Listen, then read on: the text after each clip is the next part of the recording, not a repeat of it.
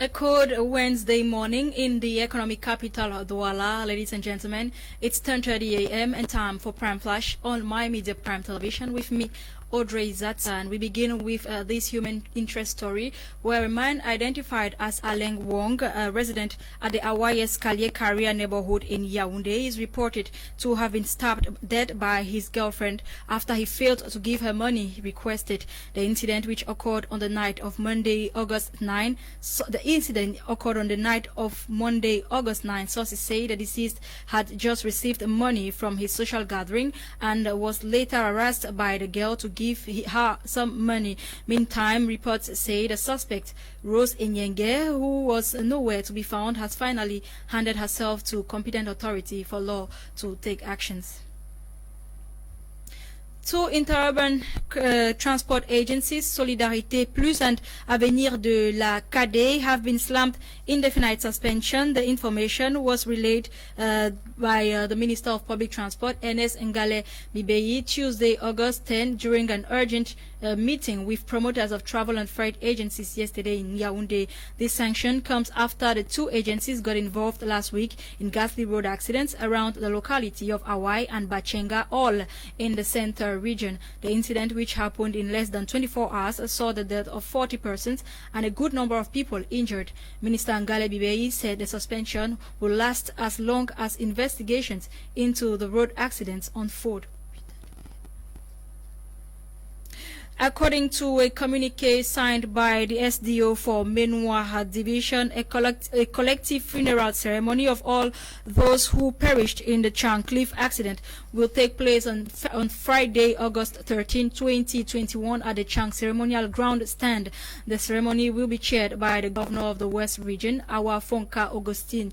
Relatives of the 49 deceased persons are urged to urgently attend to the ceremony. The press release equally notes that 10 of the total number of those who were involved in the accident are yet to signal if they are alive or not, despite several calls from the authorities, as they are expected to provide necessary information regarding their present condition.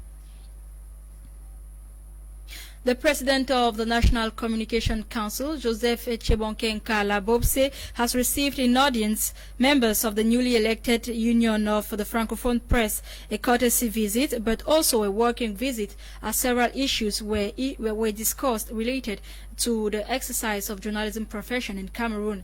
During discussions, it was revealed that in the next few days, training sessions will be organized for media men. It was also announced that measures will be taken in days ahead to ensure that quacks are uprooted from the profession throughout the national territory. The National Communication Council and the Union of the Francophone Press intend to bring back sanity in the journalism profession in Cameroon. The Minister of Decentralization and Local Development, Georges Elanga Obam, was in Limbe Southwest region yesterday to chair two events, the 10th edition of the African Day of Decentralization and Local Development and the 4th edition of the African Day of Civil Status Registration and Vital Statistics. The events, which took place at the Jungle Village, were under the theme, the contribution of arts, culture and heritage in a sustainable development of African cities and territories, and leadership for an essential service, building resilient civil registration and vital statistics production systems in post-COVID-19 Africa through innovative, integrated and centralized services, respectively. Onto something else. Recently, a video has been circulating via the social media showing the assault of the transgender, popularly known as Shakiro. Reports say he was assaulted by a gang of people or young people during an outing with his friends. The incident happened in Ange Raphael neighborhood in Douala. Our student reporter, Bate Suzanne, reports. Lloyd Draka Mildred, a transgender popularly known as Shakiro, was sentenced to 5 years in prison alongside another transgender known as Patricia by the Wuri Court of First Instance Bonanjo Douala after they were arrested on charges of homosexuality, an act totally prohibited by the Cameroonian law. They were both released in July after a short stay at the Douala New Bell prison. Their release was secured through the help of advocacies from influencers and rights groups. Barely weeks after their release, Shakiro was openly beaten and tortured by a group of youth on the evening of August 8, 2021 in Douala. According to reports, his torture was as a result of his personality, being that Cameroon is amongst the 31 African countries criminalizing homosexuality. Following this torture, many influential personalities have reacted condemning the acts of the attackers. Barrister Alice Com, a renowned Cameroon female lawyer known for advocacy towards decriminalization of homosexuality in Cameroon, equally reacted to these acts of torture on Shakiro and promised to punish those responsible. On the part of Shakiro, he has been admitted in the hospital in Douala. He has expressed his disappointment to the Cameroonian youth for the assault and so has announced his departure from Cameroon to the United States of America, since, according to him, he is hated by his own people. Let's talk about education. CEMAC member countries have taken their commitment to facilitate movement from one CEMAC country to another in the higher education milieu for those who wish to pursue higher education training. It is one of the resolutions of the Council of Ministers responsible for higher education and scientific research in CEMAC states held by video conference recently. Joy Ngong reports. With reference to the Libreville Declaration of 2005, university officials mandated the transfer and capitalization of education in the CEMAC zone. The project, which has just been approved by the Council of Ministers, must however go through the Conference of Presidents before being adopted.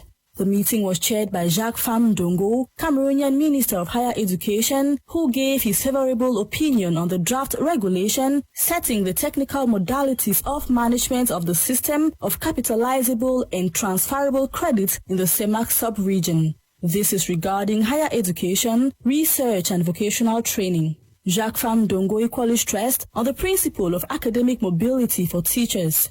This measure was proposed last April by the extraordinary session of the Conference of Central African University Rectors and the heads of research organizations. It is considered as one of the most integrative projects in the sub-region. Stemming from the Libreville Declaration of February 11, 2005, it aims to bring together resources and skills to provide the community with quality higher education and professional training. Above all, it is in line with the labor market and standards goal. According to sources, 3 other projects were validated as part of the convergence of the CEMAC higher education system. These are the project to create the CEMAC Label of Excellence entrusted to the Foundation for Studies and Research for International Development and the CEMAC Diploma Supplement Project. The adopted text will be transmitted for further approval to higher authorities, in particular, the Conference of Presidents of CEMAC. On to health with coronavirus vaccines. The Johnson & Johnson vaccine has arrived in Cameroon with efforts of the African Vaccine and Acquisition Trust together with partners such as the UN Economic Commission for Africa. Nora Kakebi tells us more. The Cameroon government has received the first consignment of the Johnson & Johnson doses of vaccine. Over 150,000 doses of the vaccine was received recently at the Yaoundé Nsimalen International Airport. According to the director of the Central African Bureau of the UN Economic Community for Central Africa, Antonio Pedro, the essence of the EU's networking initiative is, of course, to seek solutions to secure the vaccines. Congratulations to the government of Cameroon for this initiative, for creating the foundations to ensure that more and more Cameroonians are vaccinated. The vaccines manufactured in South Africa are made available to African Union member countries through a well-coordinated platform. Cameroonian officials have therefore urged the entire population to get vaccinated against COVID-19 following the arrival and availability of the over 150,000 doses of the Johnson & Johnson vaccines. Adding his voice to the call, Public Health Minister Madauda Malachi says Cameroonians should consider the vaccine as another life-saving way out. It should be noted that Cameroon has received more than 1 million doses of vaccines since April, but less than 25% of the vaccines have not been used. Cameroonians now have the opportunity to choose between the Chinese Sinopharm, Oxford AstraZeneca, as well as the Johnson & Johnson jabs. However, vaccine hesitancy in the country is still on the increase. We move out of the country, where some 19,000 medical doctors in Nigeria have taken to the streets for the fourth time since the start of the pandemic to complain about unpaid salaries for months. Reports say the stoppage due to COVID-19 pandemic has left government-run hospitals and COVID-19 treatment centers short of staff. The strike comes as Nigeria confronts an avalanche of new COVID-19 cases blamed on the Delta variant. And that was it for today's edition. The development of these stories will be yours in the 6:30 p.m. Prime News with Phone Queen. Thanks for watching, ladies and gentlemen. The program continues. Our program continues on My Media Prime Television. Eileen Sama will be here with her ladies for In the House. The program was produced by Nolinga, Ewane. I was Audrey Zatsa. Thanks for watching.